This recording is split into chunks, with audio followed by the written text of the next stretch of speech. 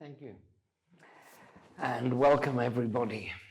I think, well, first of all, I'd like to discuss something I've been asked to discuss, which is the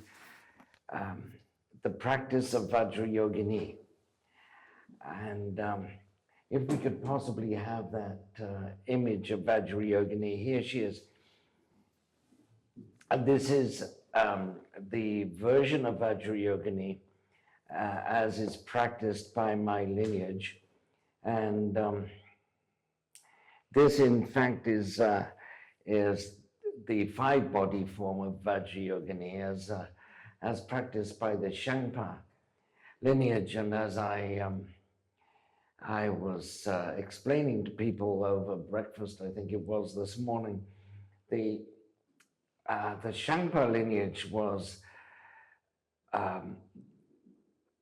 conflated with the Kagyu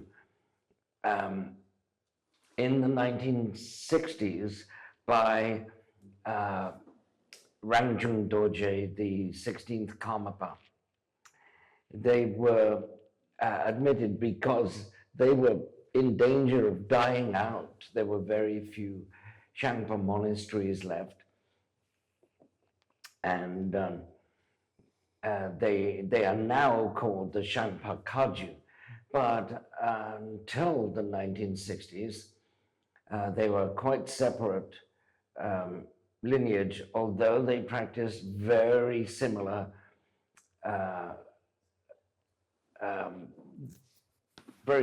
practices to the rest of the Kagyu. For instance, they had this form of Vajrayogini, and they also had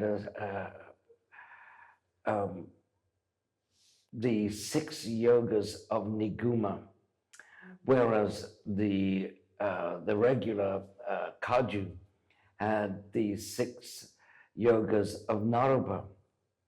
And it is said that Niguma was the sister of Naropa. At least that's one explanation. There are some people that say she was the wife of Naropa, and there is a third explanation that she was both the sister and the wife. So that's a rather scandalous explanation, which we'll pass over. And so in this this image of Vajrayogini, the central figure is the regular image of Vajrayogini, which is practiced as a yidam by the Kagyu sect.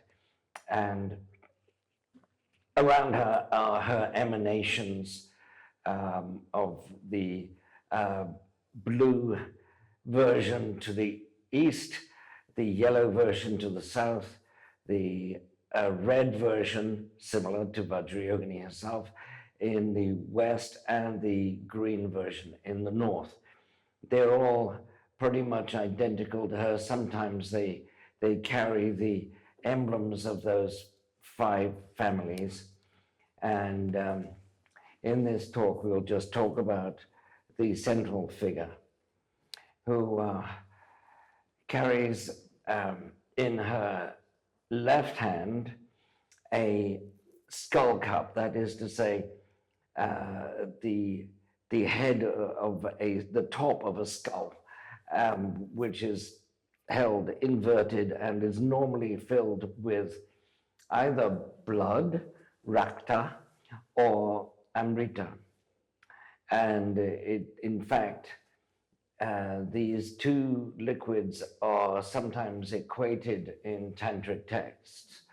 So when it speaks of drinking blood, people are not actually drinking blood. They're drinking a psychedelic liquid known as rakta, and which means blood, by the way. Underneath her left arm, in the crook of her left arm, is a Catvanga, which is a rather peculiar staff, which has at the top a half Vajra, then three heads, a fresh head, a drying head, and a dried head or skull. That is to say, it's a skull, but it's called a dried head. And below that is a vase, which is hardly something you'd expect to find on a staff, at least part of the staff. And that's a vase of Amrita, which is the psychedelic liquid which is used in Vajrayana. And we may go into that later. Below that is a Vishva Vajra, a double Vajra, which is shown as half a Vajra displayed vertically, whereas you're to imagine it as a double Vajra horizontally. But they tend not to depict objects in a kind of realistic way in tantric art. And so, although it's shown as a half double Vajra, it's in fact a total double Vajra. This depiction of Vajrayogini is actually called Yabyum in Tibetan, which means father, mother. And you might ask, well, where's the father? And, but it's there. Chakra Samvara is the usual pairing with Vajrayogini. Sometimes it's said to be Hevajra. And usually in depictions of Hevajra, he is seen in sexual union with Nairatmya. Nairatmya means egolessness. And so this deity, Vajrayogini, is thought to be equivalent to Nairatmya.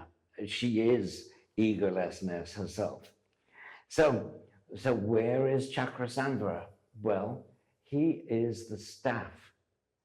Chakrasamvara is shown here as the staff, the Catvanga, which she carries under her left arm. And therefore, she is considered to be a Yabyum portrait.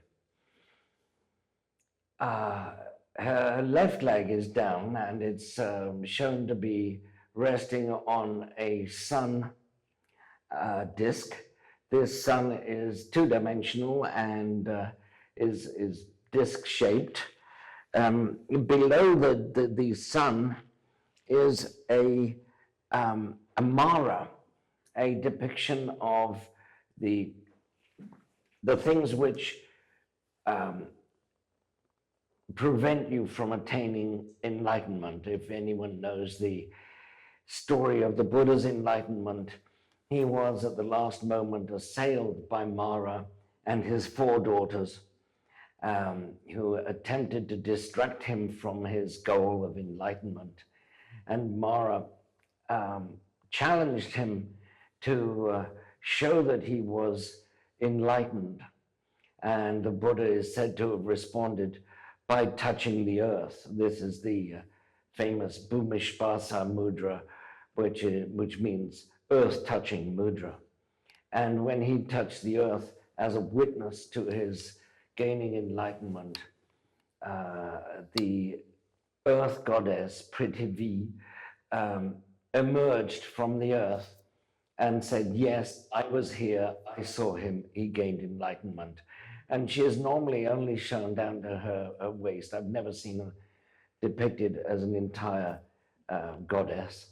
She is just the earth coming up as far as her waist and declaring his enlightenment. Sometimes some depictions of or stories about Prithivi, she is seemingly identified with psychedelic mushrooms. There is a story of Nagarjuna when he took a student called Aryadeva and challenged him to demonstrate his enlightenment, and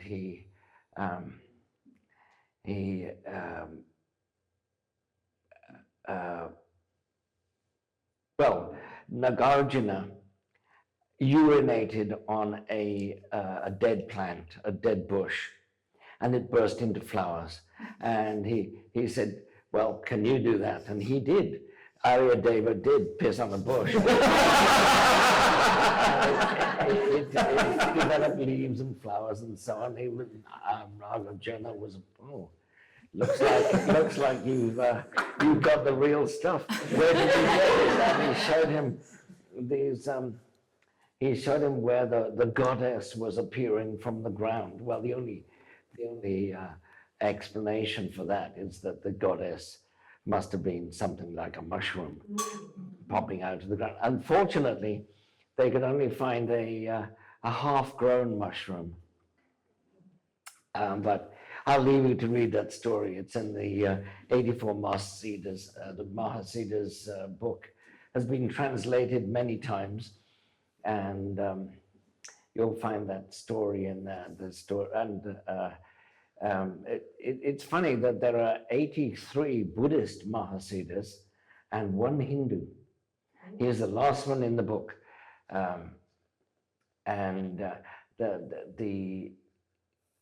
The last story in the book tells you how Nagarjuna learned about the Amrita, learned about the psychedelic potion from a Hindu called Vyali. Vyali discovered the potion and left India to live on an island somewhere with his wife and his horse, all of whom had eaten the mushroom. Well, I'll leave you to read the story. But Nagarjuna is said to have learned the secret from Vyali in exchange for one magic sandal, which are they're like sand leaves. You put these sandals on, you can go wherever you like in the world. Well, one result was apparently enough. And at any rate, and Nagarjuna the secret to Amrita. Underneath the sun, you'll see this image of Mara, and beneath Mara is a moon disk. It's a white disk, and they all rest on top of a lotus. But that white disk is supposed to be the middle, although it's seen in kind of horizontal. I say kind of because it's kind of sort of distorted, and it's a flat disk. So curiously, in the Rig Veda, which is probably the oldest religious text still practiced in the world, the Rig Veda is one of the 4 Vedas practiced by Hindus. In the Rig Veda, the sacred drug called soma is ground between 2 flat stone discs, and these are known as the sun and moon discs. The moon is on the bottom, the sun is on the top, and between them are placed mushrooms. Well, soma. Well, we kind of assume they're mushrooms these days. And either water or milk was added so that the liquid flowed from between these 2 discs. It is probable, I say, that I have no actual proof of it, but it's probable that this is a reference to the sun and moon discs of the Vedic use, and in which case the Mara would be the mushroom, the Amanita muscaria mushroom. Vajrayogini is dancing on top of this disc, and she has in her right hand a khatvanga. A khatvanga is a very strange hooked knife, which is it has a ritual use, and it seems to have originated as a knife for cutting mushrooms, for picking them, cutting them at the base, and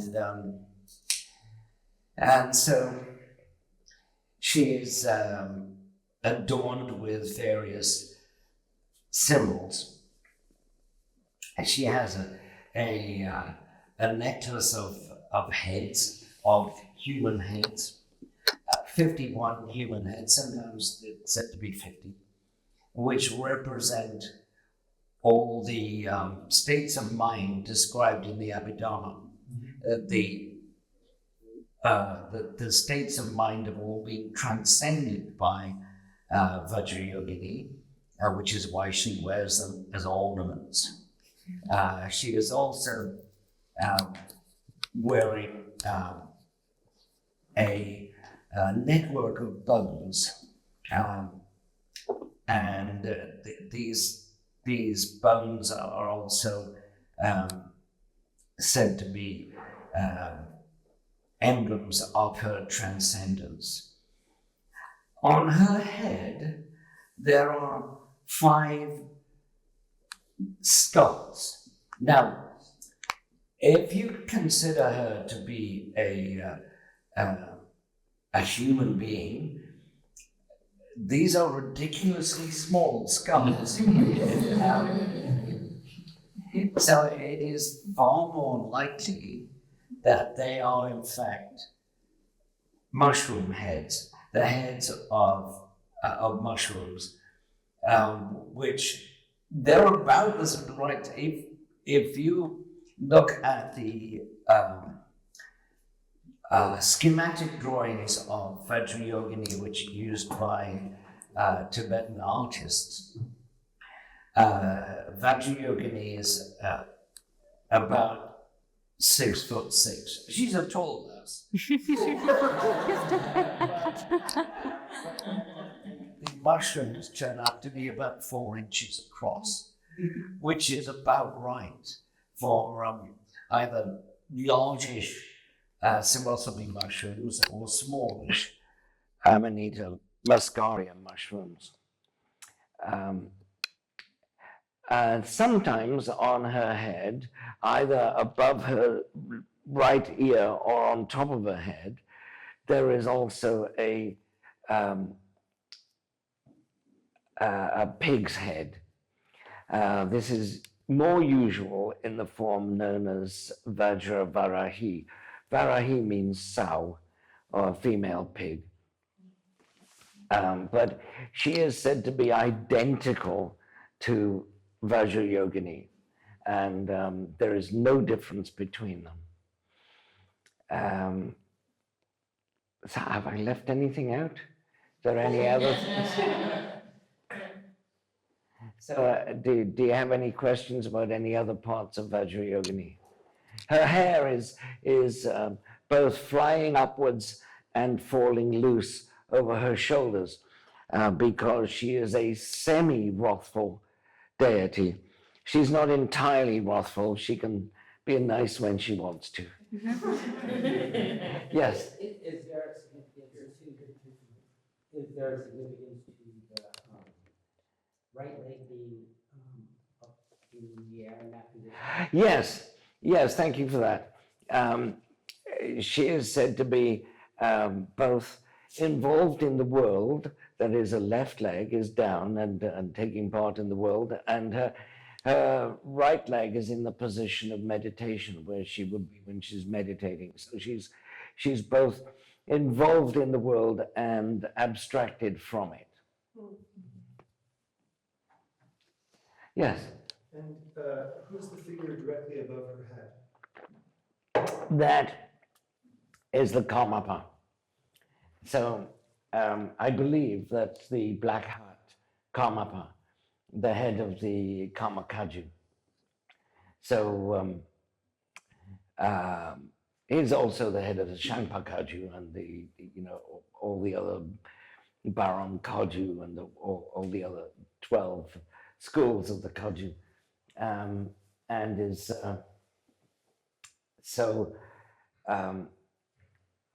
he has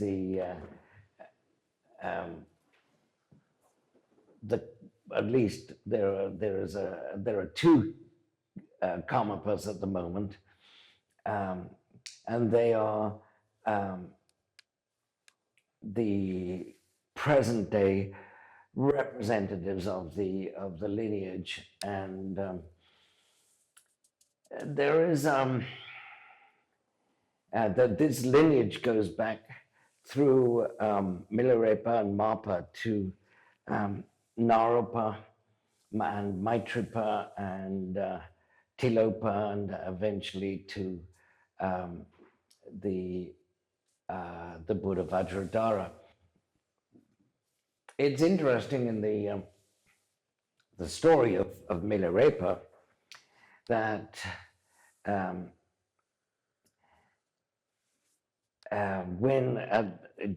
do people know who Gampopa was? Gampopa was the first monastic member of the Kagyu lineage, because Milarepa, Mapa, Naropa, and Tilopa, and so on, were all either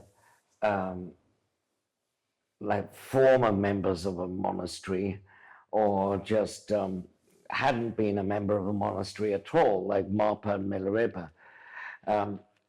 But anyway, when Gampopa met Milarepa for the first time, he was looking for him. He'd been looking for this wonderful teacher he'd heard of. And eventually he found him, and he'd brought him a gift of tea. And Milarepa said, "Oh, thanks a lot. We can use that in our practice," which he was about to give the initiation of Vajrayogini. And so he made tea, and as a final gesture, he pissed in the teapot. Now, this only makes sense if he had taken a psychedelic mushroom, probably Amanita muscaria, earlier, and she is red with white ornaments, rather like Amanita muscaria, the red mushroom with white spots on top. And so Gampopa, after the enlightening empowerment he'd had, said he'd had empowerments from many lamas before, but this was the final, like, eye-opening empowerment that was nothing like anything he'd had before.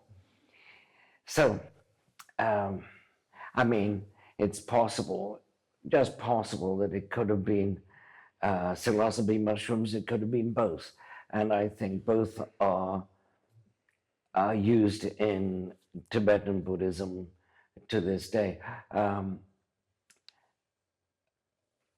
Modern teachers very rarely admit to the use of psychedelics, but in these days, more and more of them are fessing up and admitting to the use of psychedelics. There is, in fact, the Dalai Lama fairly recently, last year it was, I think, said it's about time we admitted the use of psychedelics because all of our secrets are getting known these days, so we might as well admit it. Now, there are lamas I know of who explicitly use psychedelics, and there are some alive today, like Dzongsak Khyentse Rinpoche, who I've heard from two different people who were with him in Brazil when he performed a Ghana chakra ceremony using ayahuasca. And there is a video on YouTube of this teacher who is like revered by all Tibetans and all Tibetan lamas too, as being a very, very high Lama. His grandfather, Dilgo Chense, would prostrate to him as a child. When Dzongsa Khyentse Rinpoche was a child, Dilgo Chense would prostrate to him as being a reincarnation of a much higher being than himself. Anyway, he has several videos on YouTube, but if you can find the one which he gave in Mexico City, it's a long video, takes about an hour and a half, and in it he says, about an hour into it, he says, well, I was given some peyote tea to drink before I started this video, and I was expecting it to work by now, but it's not done anything. And so he didn't realize that peyote takes 2 hours to come on, but he was going to have a surprise when he finished the talk, I'm sure. And then there's Dujam Rinpoche, who founded a beautiful, beautiful, huge monastic center in Trinity County in this state. It's in the north of this state. It's where I also have a farm, and when he got this place built, and it has a huge statue of Padmasambhava, and it has a row of giant prayer wheels you can spin, and all these beautiful external aspects of Buddhism. He says, well, I've built this place now, I think I'll be off. And he went to Brazil, did the same thing there. Of course, there were a bunch of people who paid him to make this beautiful monastic center, and they were really pissed off when he left. And so he left one of his students, Lama Dorje, in his place when he left, and they fired him as the leader of the center, and put a very anodyne, like safe lady Lama in his place. Well, when Lama Dorje was packing his stuff up to leave, he invited all the other people who were living at the center to come and eat all the scraps of food and drink all the bottles of wine and so on he had in his cabin. And I was told by the central person in this story is a guy who was at this time an alcoholic, and he'd had a couple of glasses of wine from Lama Dorje's cellar, and this merely whetted his appetite, and he decided to go scrounging around the kitchen looking for more alcohol. And he actually found it, or he thought he'd found it. It was, in fact, alcohol, but that was merely the solvent used for the psychedelics. This was actual, real amrita that made to the Tibetan recipe.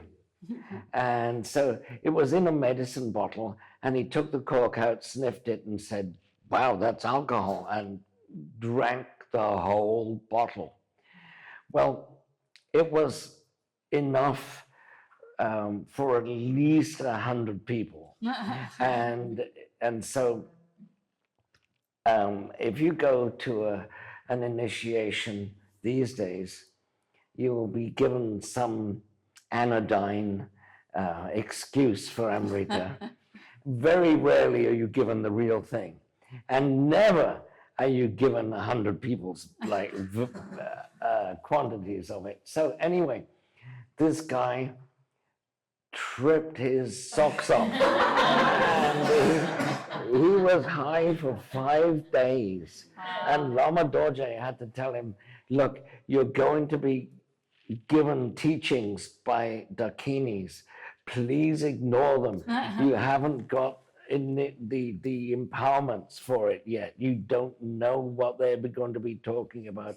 And he told me, yes, he did get deities speaking to him and teaching him. And this is the kind of experience I imagine Milarepa had when he was a young man, before he was practicing as a guru himself. He was studying with Mapa, and Mapa had sent him away for a 3-year retreat. And it was an enclosed retreat. His door was barred. He couldn't get out. No one could get in. There was a little hatch for passing meals through to him. And so Mapa's wife, Dagmema, came to him and undid the door and said, "Mapa wants to see you immediately." Milarepa didn't believe her. He said, "No, this is a trick. I know his style. He's tricked me before. I'm not falling for this one." So she had to come back another twice before Milarepa would actually believe her. Left his retreat, and Mapa had set up an initiation for him. And during this initiation, he was given, of course, amrita to drink. And Milarepa had never had an initiation before. So when Mapa passed him the skull cup with a liquid in it, Milarepa took it and drained it. He drank the whole thing. And he was only supposed to take a sip. And it's probably because of this that there is a secret story of Milarepa, which is a little different to the official biography of Milarepa. The secret story lets you in on a lot of the events which happen. And in the secret biography of Milarepa, it says that the Dakinis named him Kyepa Dorje, or Laughing Vajra, as a result of this initiation. And so that was his secret name, was Kyepa Dorje. And so if anybody here, has done psychedelics, they know that the first time you do them, it's likely to be a hilarious experience. And so this was what happened to Milarepa. Now, how did I get there? What was I talking about? There's a secret story. Oh, yeah, yeah, right. Well, um, I believe that when Milarepa gave the initiation to Gampopa, he passed on the use of psychedelics to Gampopa, who, being a monk, Gampopa wouldn't have had any experience of this beforehand, but um, Milarepa was more experiential, let's say. He said, enough with reading the books. You're going to feel this for yourself, and pissed in the tea. So, so how's the time going? You're doing great. What, Yeah, you've got about 21 minutes. okay, that's enough time for questions, if anyone has questions. Yes, we've got one from online, which is, could you talk a little bit about your relationship with Drukpa and psychedelics had? Oh, right, okay. Well, Drukpa was my first teacher. He lived in England and Scotland at the time. When I first knew him, he was living in a squat in London. That is a house which had been taken over by hippies because it was unoccupied. And so he lived with these, with about 7 or 8, I think, hippies. And these hippies were frequent users of LSD. At the time, this was in 1966, LSD was still legal, both in this country and in Britain.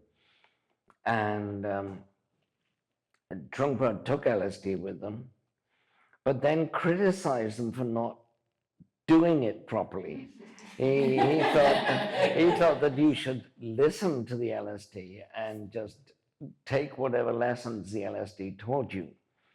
And they were into dancing and listening to records and the rest of it. And he said, "This is just being frivolous. You're given a royal road to enlightenment, and you're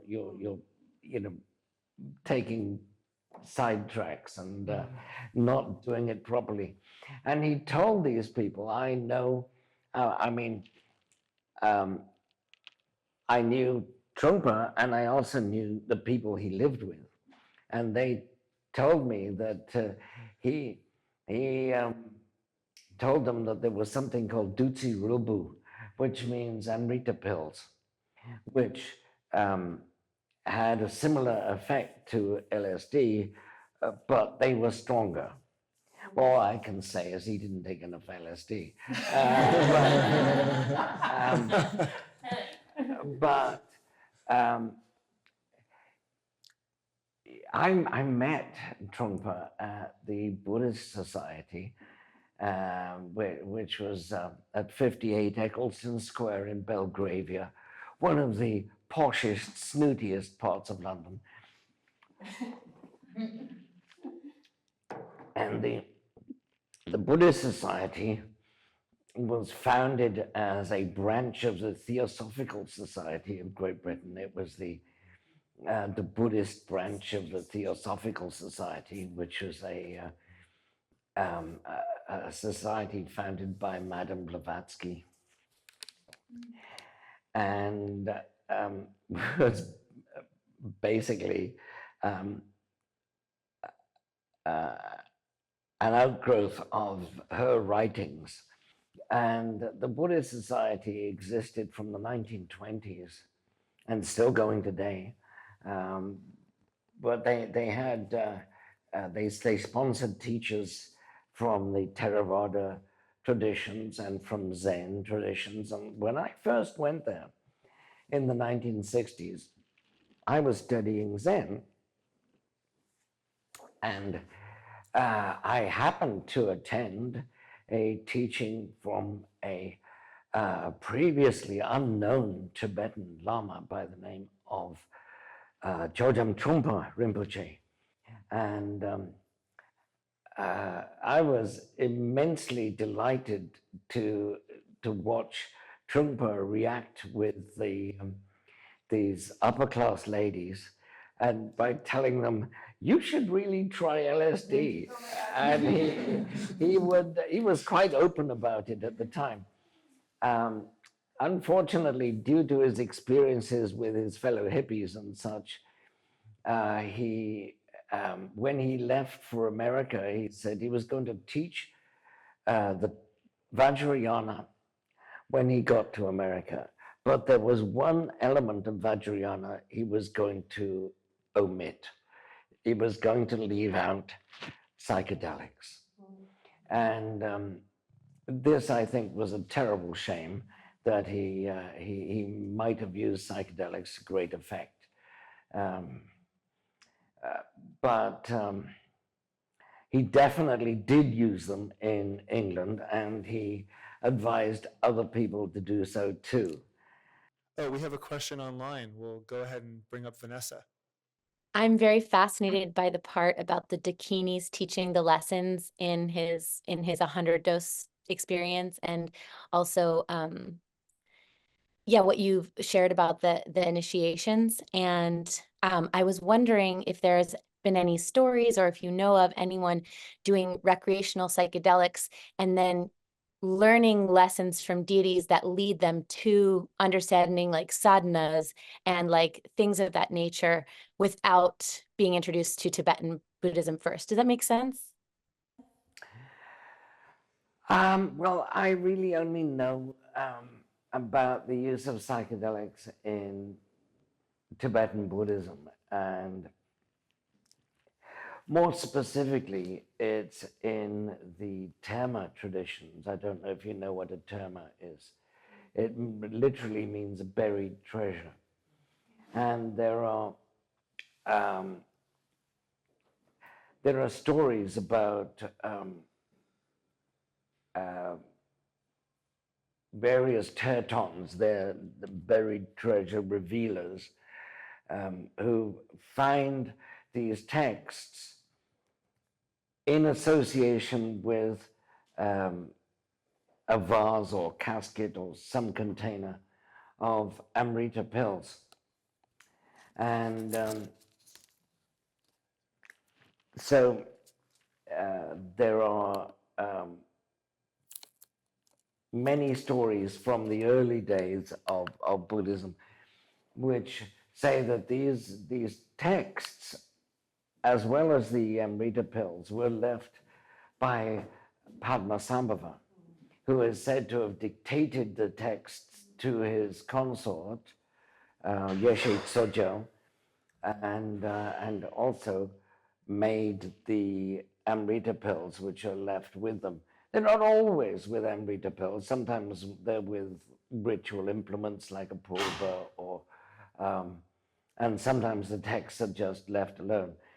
And these days, the texts or scriptures are not physical texts. They're revelations which people have in meditation. And it's said that if you have the same revelation 3 times in a row, if you get a download of this information 3 times, then it's a genuine terma. I myself have found a terma. It's at least a transcription of one. I believe the text is from about 1805, but it seems to be, it says that it's a text that was discovered by someone we know only by his Terton name, which is Pema Lingpa. He lived in Bhutan in the 16th century, and he is famous for being the last of the 5 Terton kings. That is, they were discoverers of terma and very great discoverers of terma. They discovered a lot. And he was the last one. There is a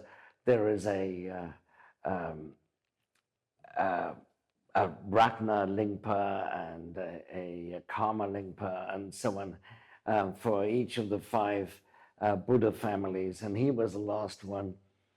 Pema Lingpa, which means the lotus. Ling it kind of means a continent. So he is the Turton of the lotus continent. And so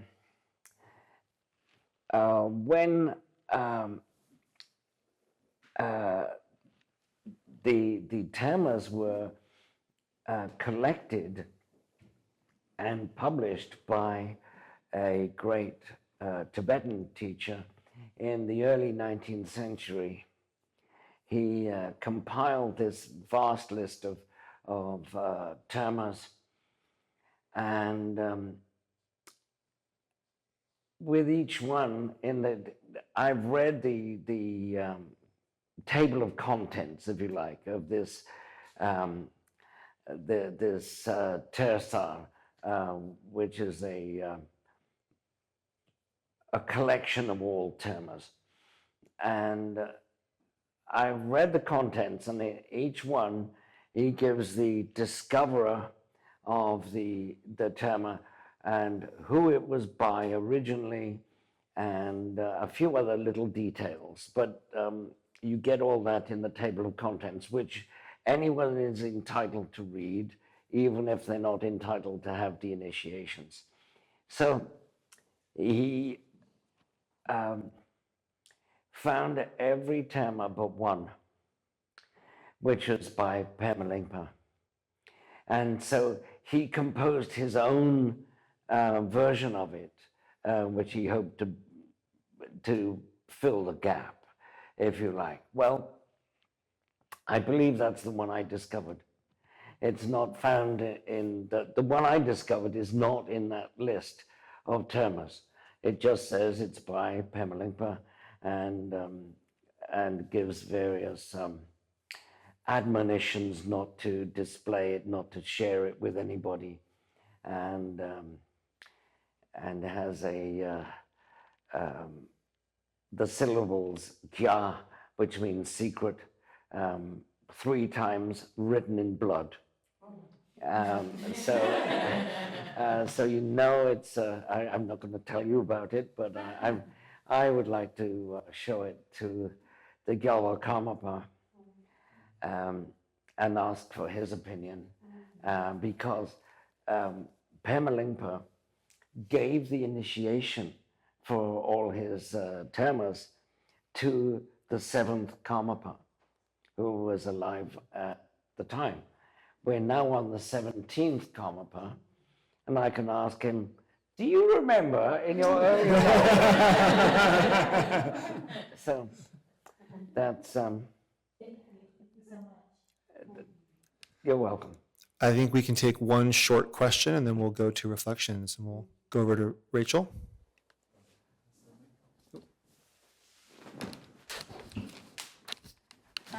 There's a lot of interest these days in the discovery that psychedelics can aid mental health, which I know is not a new discovery, but I was wondering what you think, or how you think Tantra can inform this new kind of exploration. Well, I think it's something like a two-edged sword. They can help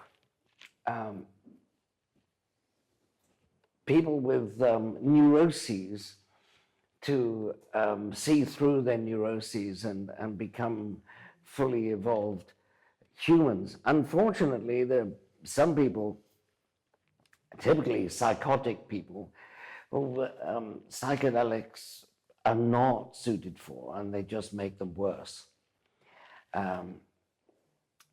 So I think it's a qualified yes, they are useful, but there are some people they should never be given to because they just make psychosis worse. And then running on from that, do you think Tantra could be how do you see Tantra, or do you see Tantra playing any role in guiding the use of psychedelics? Oh, absolutely, yes. Don't ask me how. All right. Thank you all so much for coming. Until next time.